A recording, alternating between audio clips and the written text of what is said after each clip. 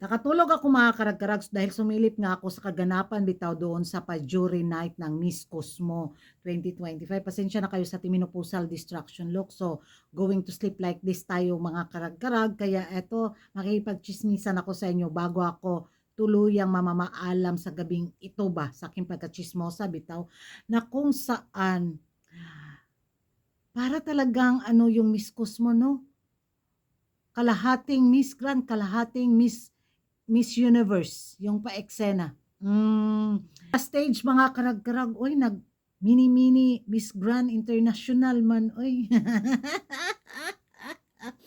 Tapos, yung ganap ng mga pa-jury system, oy, alam Miss Universe, oy. Yung idea ni Bawang sa kanyang pa-pageant is pinaghalo yung dalawang pageant sa isang pageant sa Vietnam. Kaya nabuo ang Miss Cosmo. Miss Grand at Miss Universe in one. Nice, nice, nice. Kapikat pa more. Yun yung magiging reaction ko dahil, laka, na-speechless galore ako ba? Ay, So, yun nga, inaabangan ko ang naging performance ni Chelsea Fernandez. Of course, si Chelsea lang talaga yung ano ko, pinasport-sport ko ba? Ay, tapos na, yun, nakita ko na yung rampa ni Chelsea at yung pa-dragon na evening gown niya sa pa-jury nights na to sa Miss Cosmo na kung saan sarap niyang ilaban sa Miss Universe pageant. Yung beauty niya tapos the way bitaw siya sa kanyang face lock bitaw galore na kung saan very pag ganun ba? Anong tawag ngayon ng words na yun?